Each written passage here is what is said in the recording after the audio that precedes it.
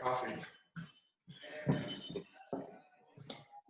All right. Well, thank you, everybody. We are here on our Friday coffee talk, and we have our good friend, Chris Reesner of Reesner Acres, and he is here to tell us about his transition from corporate America of 35 years to trading his suits for boots, as he likes to call it, and starting his own farm. And I know for me, I think a lot of us, we always say, okay, when we retire, I wish I'm going to do this dream job of mine. And very few of us actually do that. But Chris has done that, which is exciting. And we want to hear about your transition and about your farm and what you're doing. So please tell us about your business. Okay, And well, thanks for inviting me. Hope everybody's staying safe through this. So as Lauren mentioned, she asked me to talk a little bit about our transition from finance to farming. Spend a little bit of time talking about the farm itself, but then I guess most importantly is to talk about the physical transition that I went through, how I met Lauren, and what she and Functionize have done to help me, and then later on my wife, adjust to the transition. So that works for you, Lauren. Please let me know if I get off track, just stop me.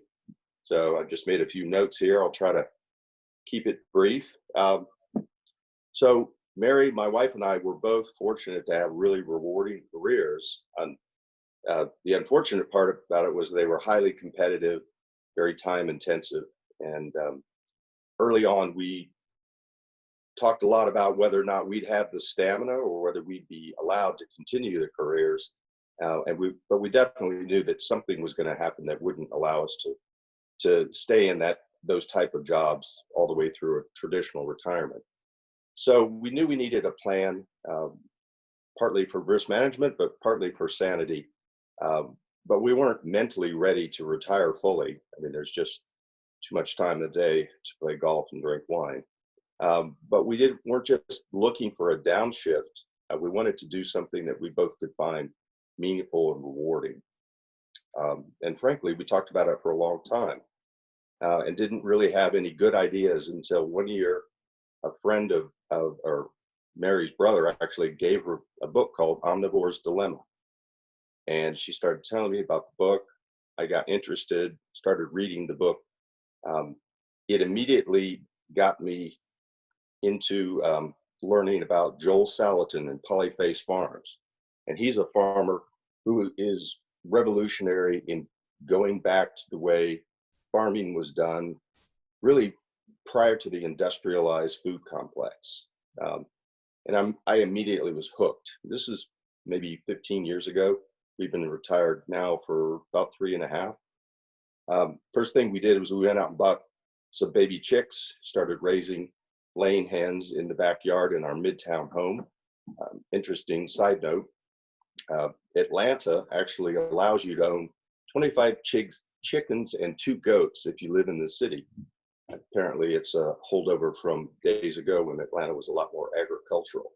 So at any rate, that's how we started. And I began reading everything I could about Joel Salatin and his farm, holistic farming, soil, agricultural farm, animals, pigs, how to improve grasses, and really spent 12 years planning, and took a while to convince my wife that this is something that we could do.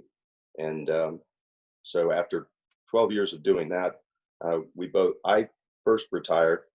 My plan was to spend a year building up the infrastructure, getting the plan, designing the marketing, and then Mary would retire and come join me.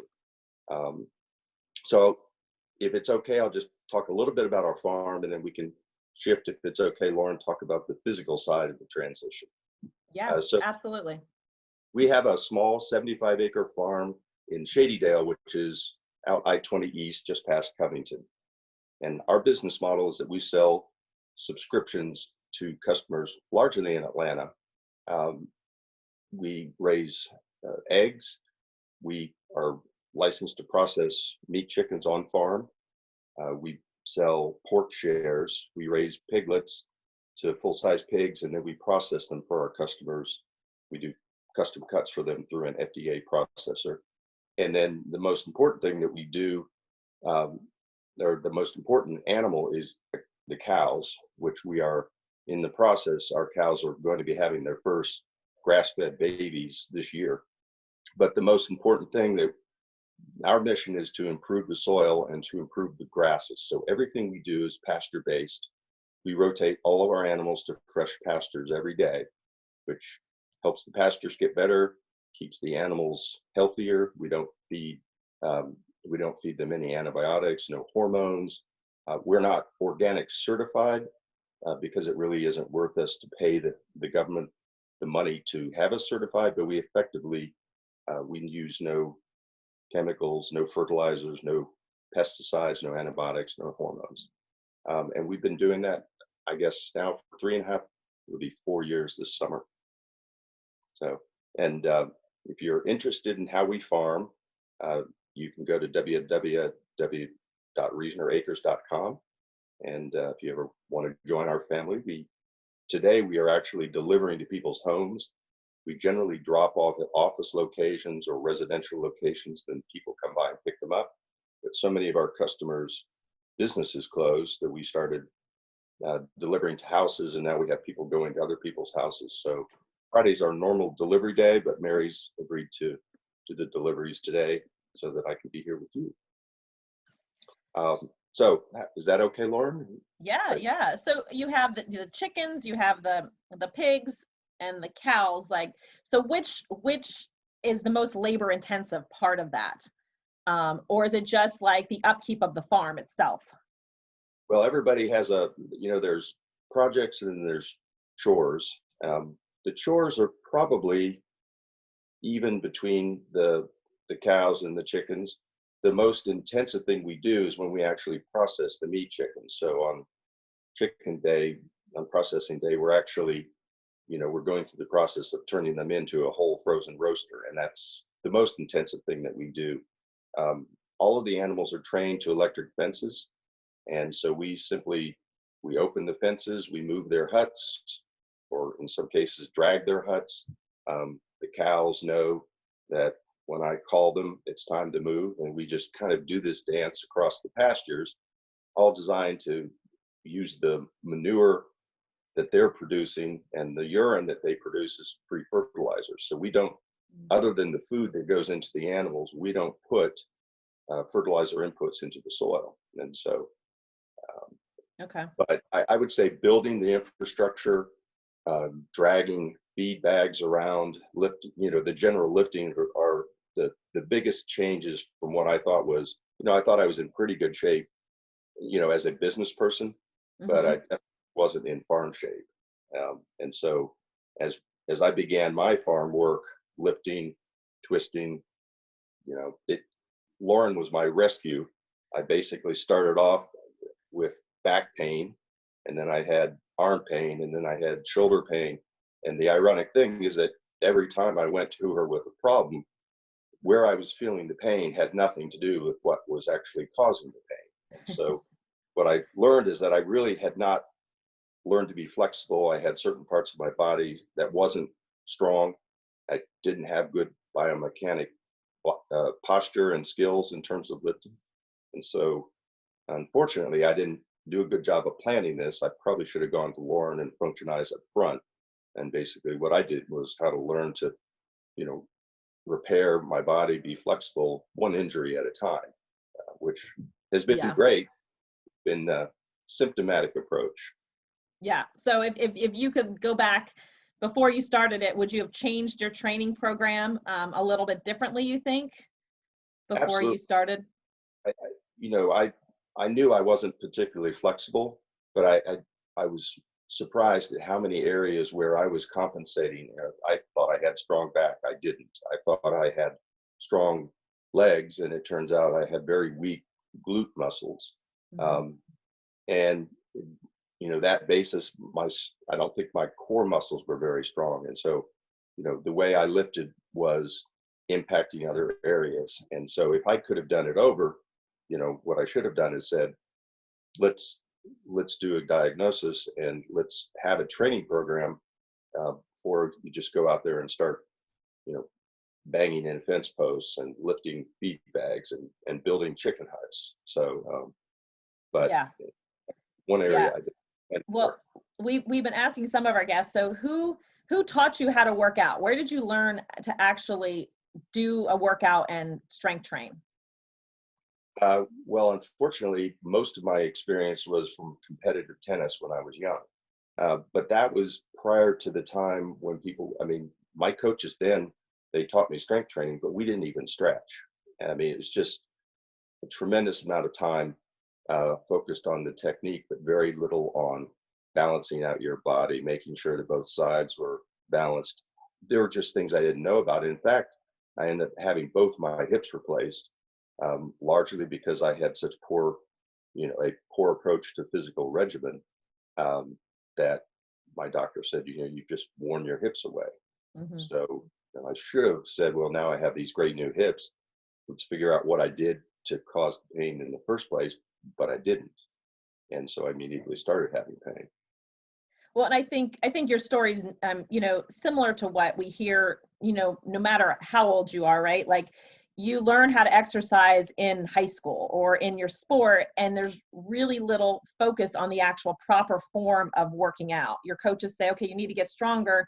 You hit the gym, you do what you think you know, and it's not always the best form. And then later on you have, you need a hip replacement, and then you go to your surgeon and your surgeon's like, oh, your hips, we fixed your hips, you're fine, just keep doing what you need to do. But again, they don't even guide you and say, okay, now you really need to focus on your glute strength and your flexibility.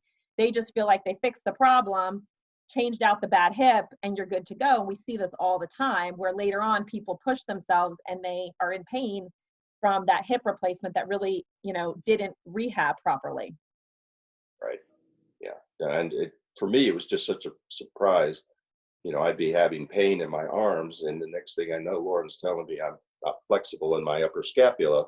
And, she's giving me stretches and exercises that hurt like hell, but they don't have anything to do with my arm. And over time, suddenly the arm pain goes away. So Yeah. I certainly never had, all my physical experience has been, if your back hurts, you must be doing something wrong with your back. Um, and Yeah. Right. And we always try to point that out, what is the victim and what is the culprit? And in most cases, if it's your arm, it's the shoulder is the culprit because it's a lack of strength and stability. And the arm becomes the victim because it's doing all the work for that. But so you're absolutely right. It's just educating people on where that pain is originating from and then creating that treatment plan. So and then surprisingly, how unbalanced I was, how much more strength I had in the right side, more flexibility, and the left side was weak and very inflexible. And I was, up to that point doing the same exercises, but mhm. not doing them the proper way. Yeah. So Jake, I know you had chickens growing up. What do you remember about raising chickens and how challenging that was? Man, I love talking about this stuff, and it's actually a dream of mine to have my own farm one day. And I think the first time, maybe, I don't even know if I was employed by Functionize yet. I think maybe I was just shadowing, and I was sat in on one of your appointments with the two of you.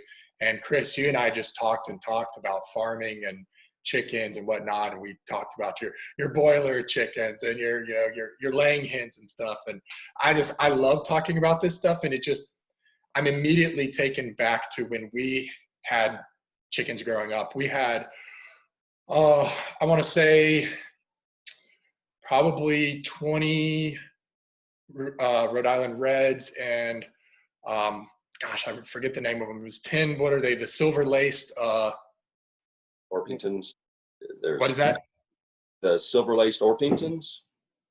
I think so. Yeah. Yeah. We had about 10 of them. So we had about 30 chickens total. And not only was it the daily grind of just getting up every morning, and I loved it because I was a kid. I mean, I'd get up every morning, put on my muck boots and go out to the chicken coop, and we'd let them free range or depending on the season, we may kept them in the coop actually, but carrying those 50-pound bags of feed out to the coop, which is not an easy walk from where our house was relative to where the hens stayed.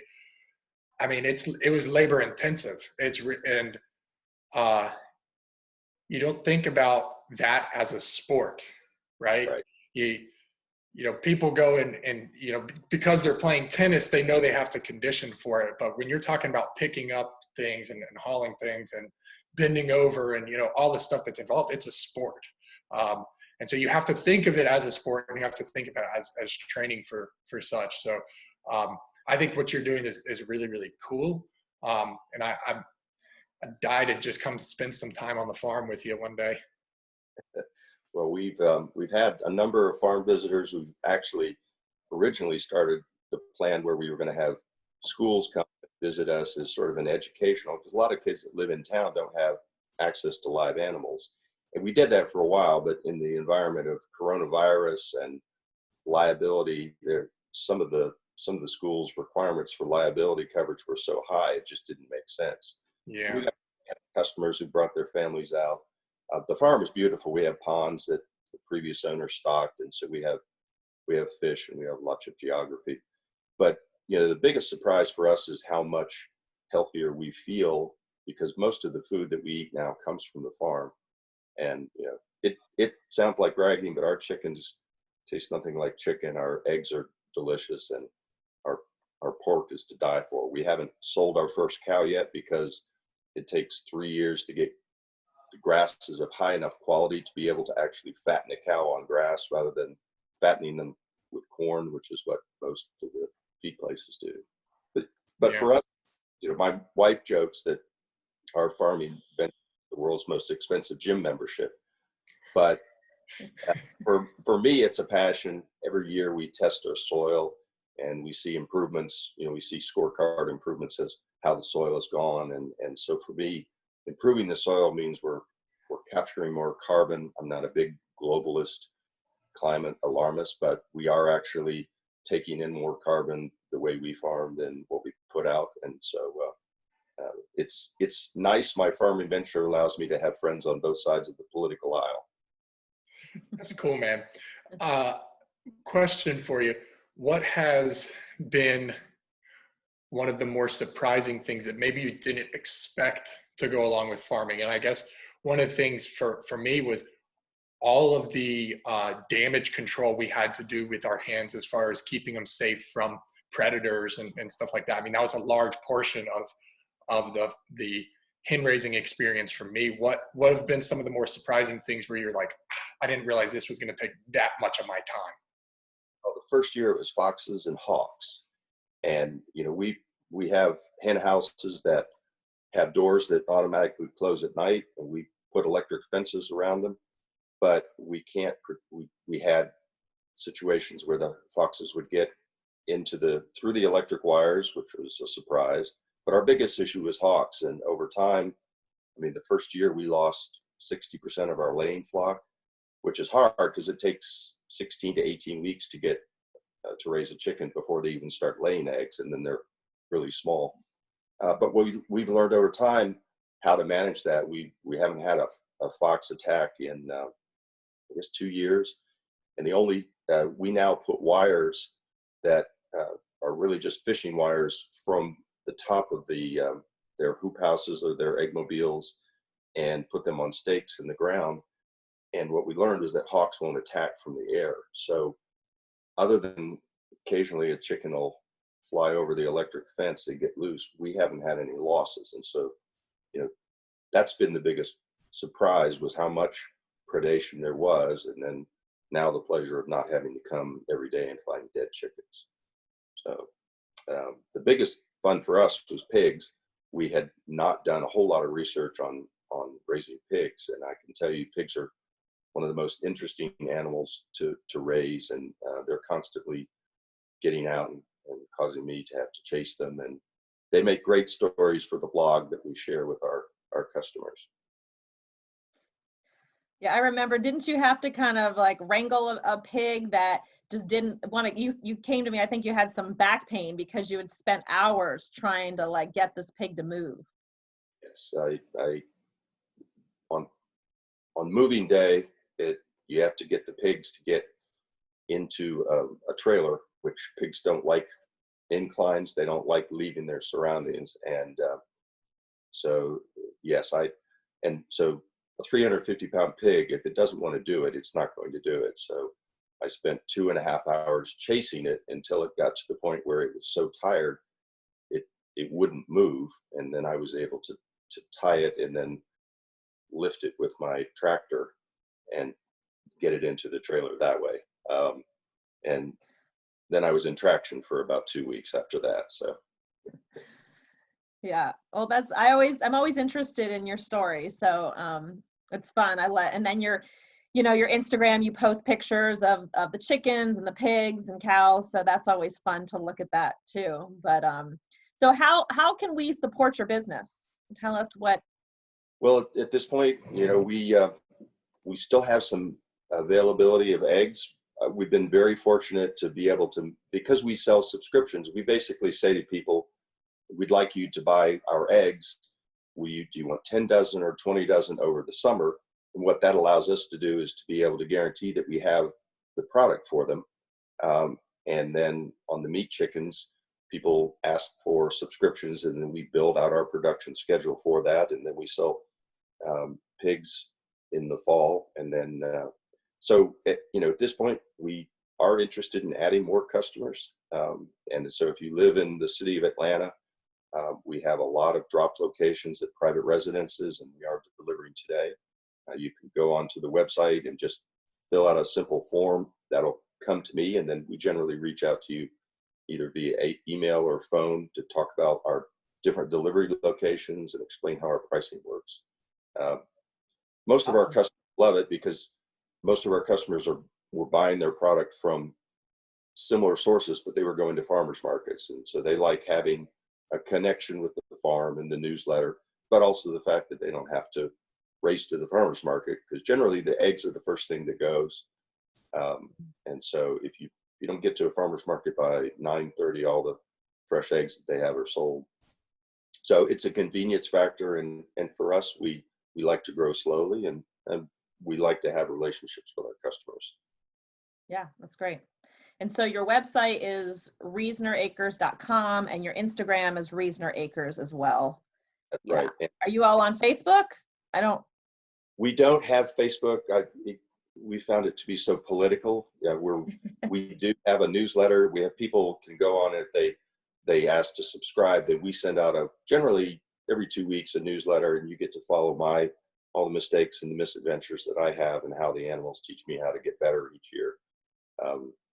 Whether I'm chasing a pig down the highway, or whether I've got a fox in the hen house. So, and then we also talk about some of the farming methods and the improvement in our soil, and the things that are sort of our overarching goal, which is to try to eat healthy and get back to the planet. Yeah. So. Awesome. Well, I think one of the things you talked about was, the first stage of the business was building the infrastructure, and that was really difficult because there was a lot of bending and lifting, and you didn't have the glute strength for that. So we were going to talk a little bit about kind of the hip hinge related to lifting and bending and proper hip hinge mechanics with that, and then kind of go from there. So Jake, do you want to talk a little bit about hip hinging and glutes, the glute strength required for a proper hip hinge?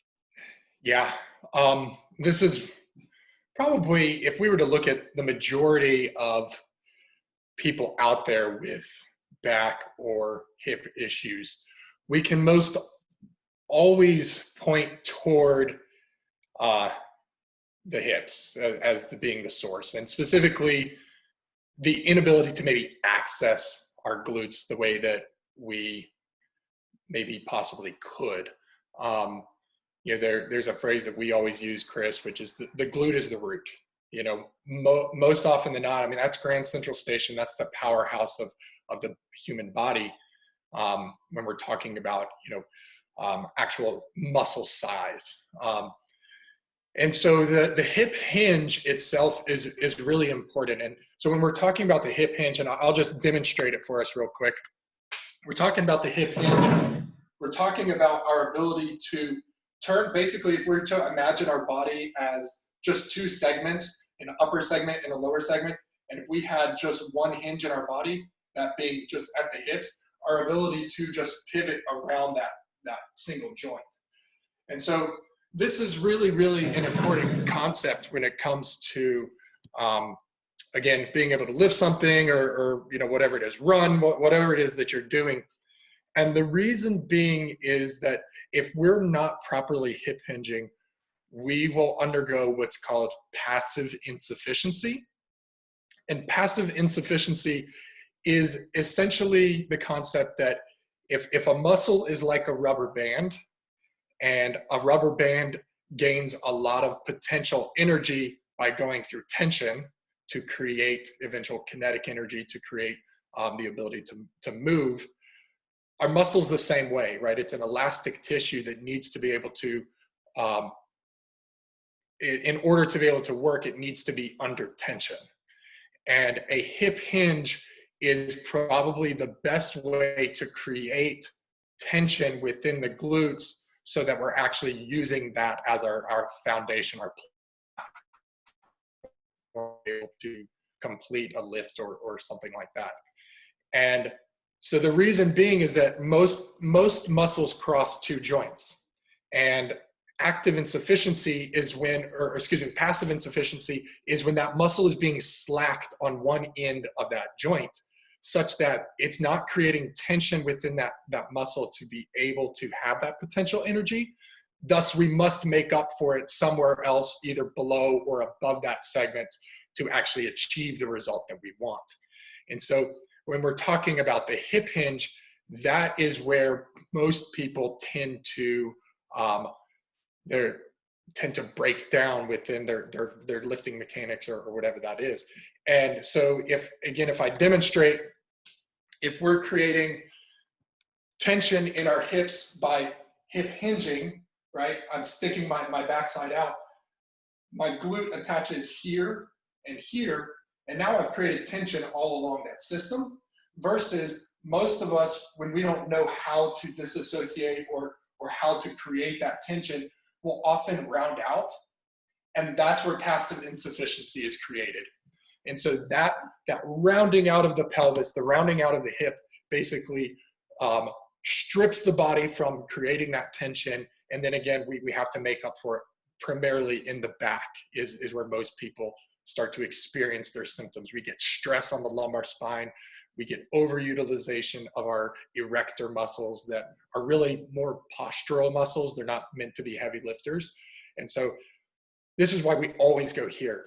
Personally, and I think Lauren does too, when I'm teaching somebody with back pain or knee pain or something like that, we'll probably almost always start with that hip hinge, just to see if you as an organism has the motor control and the ability to create that movement itself.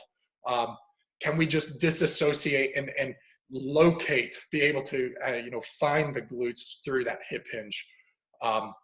And once you can do that, once you start understanding how to create tension in the system, you start to unload the adjacent areas. And unloading is really how tissues heal. So where the symptom may be in the back, once we start to actually access the glutes, you start to unload the demand and the stress on that adjacent area. And so that's why that hip hinge is so important. So that's a long-winded explanation, but does that kind of do justice for what you're looking for? Well, and I think here, I got my stick. Let me show you. Mm-hmm. I also, sometimes I like to pull out a dowel and have people practice what they are doing with that hip hinge. So if we have the dowel here, it should be on the top of your tailbone, kind of between your shoulder blades and the back of your head. So what you'll see sometimes, like Jake was saying, if you're rounded out, then that dowel is not touching your tailbone. You're just kind of rounding as you go into your hip hinge. And so you're not getting those points of contact that you need to actually load the joints. So having that dowel is a great way to start to work on hinging. Because we see a lot of times too, people will round out, or they'll go make a hip hinge more of a squat first, where they actually bend their knees first and then hip hinge. But we want to load the glutes first by getting a good hip hinge to then have the power to stand back up. But this is a great tool just to work on before you prep to do a deadlift or a kettlebell swing, because those are all hip hinge exercises, is to just get the dowel and make sure that you are practicing that with the head, the shoulder blade, and the tailbone as you go into your hip hinge. you're going to have a little bit of an arch, but not so much of an arch that there's a lot of space. You just want a little bit, and then you come back up. So I like to give people that and say, okay, do 10 of these as a warm up, and then you can go into more heavier lifting. So yeah, a way to improve your golf stance, because that was one of my issues, the old rounded over. And prior to some of the exercises Lauren gave me, I really couldn't do much of a hip hinge. It almost felt like they were stuck. And I think as I strengthen my glutes, you know, I'm much able to do that without my knees bending first. Yeah. And you'll see definitely, like you said, a lot of that C posturing in the golf swing. And once you can teach somebody to hip hinge, not only are you going to be able to feel better, but you're probably going to get more distance out of that swing as well.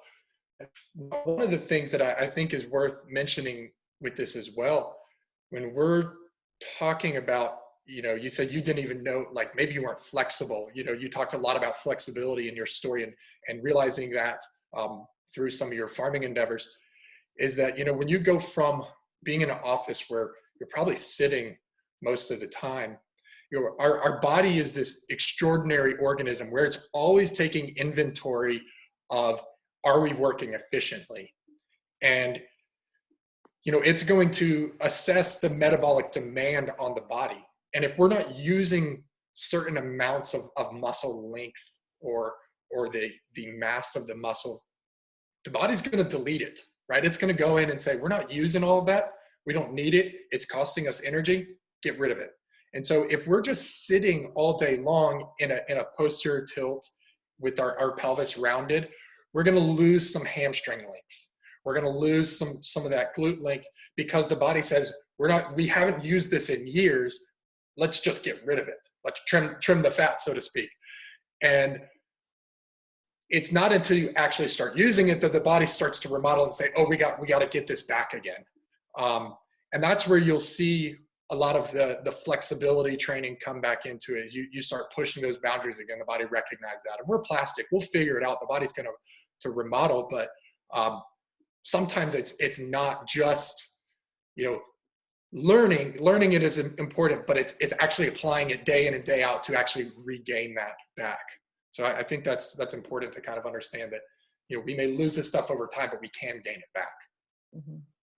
And I think, you know, with you, Chris, too, I mean, just to note, you had 2 hip replacements, and like the hip hinge, again, is so important in the rehab of a total hip replacement. And so many rehab programs, though, just have people doing leg lifts and walking, and they're not even loading those joints to know what that is. Again, like Jake said, you lose that ability if you don't use it. And, you know, the doctor's like, oh, I did what, you know, I got your hip better, but if you can't hip hinge or squat properly, you're going to have that back pain. And that was some of your issue too, is you just had never tried to really load it properly to take the back out of it. Yeah. You know, my whole life had been back pain. I actually didn't even know I had poor hips, but once I started coming to you and you started giving me strength exercises, it was apparent how little strength I had in my glutes. And as those got stronger, then suddenly I was able to squat more easily, further down, keep my feet flat, which was a flexibility issue. And so now if I have any issues lifting 50-pound bags, it's generally more because my upper shoulders need work. I haven't had back problems since the first 3 visits that I had with you. It took a while to get them to go away, but it was a game changer, because I thought, you know, the rest of my life I'm going to be in back pain. So now most of my pain is in my glutes and in my quads. And I think it's legitimately because we walk 15 miles a day up and down uneven hills. You're going to feel it. But I don't have back pain. And so, I mean, that's just an amazing thing to wake up and be sore and know that the muscles that are sore are because you actually work them. It's amazing. I love that. I think one thing that's important to talk about too is unfairly, humans are often compared to machines. And we think that, you know, a car breaks down and a car needs to get its, you know, brakes replaced or whatever, where you just take a part out, you put a part in, and it's good to go. Humans aren't that way. We think that like, oh, let me just take out the defective part, put a new one in, and we'll be fine. We're so much more complex and so much more plastic than that. And we got that. There was a reason that happened to begin with. And I think it's important to distinguish the idea of normal aging. Normal aging does not include arthritis, osteoarthritis, right? That is not, we would not call that an aspect of normal aging.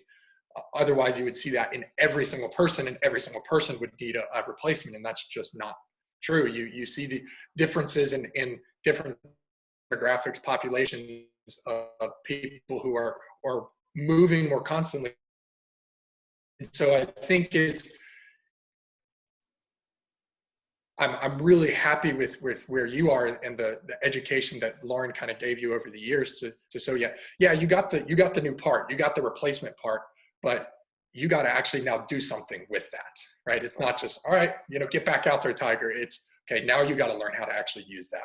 And I think that's a really important thing, the distinction to make to people throughout that rehab process. So to Lauren's point, I mean, I had physical therapy after the hip replacement, but it didn't talk anything about strengthening exercises. It was just, you know, can you walk?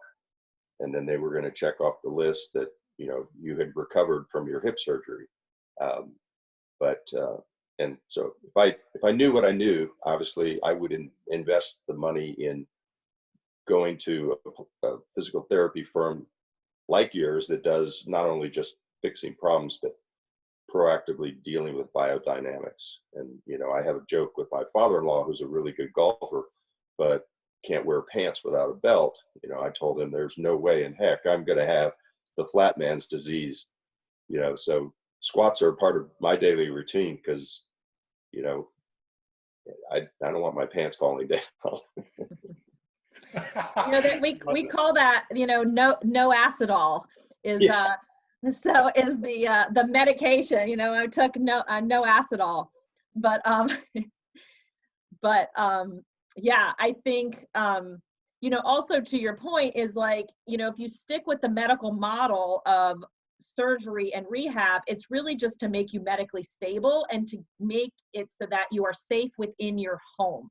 And once you are safe within your home, they check the box and you're good to go. And they don't ask, what were your activities before? You know, maybe you were a runner or a golfer, and nobody checks you. Nobody says, okay, let's go out and run and see how you do, or let's look at your golf swing. And that's really important when you are looking for a provider, is to find somebody that understands what your movement patterns are so you can resume what you want to do. Because, you know, as we've learned here, like when our quality of life, the things that provide enjoyment to us are not being met, like we get anxious and you know, depressed. And so that's super important, is to be able to break down what a movement pattern is and really get people back.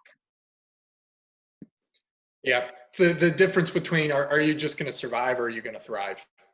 And unfortunately, there's a lot of constraints within our system that are you know, we're doing a good job if people are just surviving, but you know, we're so much more than that, right? Humans are so much more complex, and there's a lot more meaning to life than just not having hip pain, right? It's about being able to function and you know, work a farm and find, you know, enjoy all your passions in life. So yeah. All right. Well, thanks, Chris, for jumping on. I hope that we provided some good information for you and what you're going to do with your hip hinge technique and your glute strength. But we really appreciate you telling us about your business, and I've enjoyed, you know, just getting to know you over the years and seeing the transition that you've done. You know, just before you were retired, and you talked about this dream of yours, and then seeing it happen and becoming stronger. I mean, that's really exciting because, you know, we always say like the greatest predictor of longevity is skeletal muscle mass, and so building that up will help you to live longer and healthier. So that's awesome. Yeah. But, Well, thanks for all you've done, and thanks for inviting me in today. Yeah, awesome. All right, everybody, we are all done. Enjoy your Friday. Enjoy your coffee if you're drinking coffee, and we'll see you next time. Take care.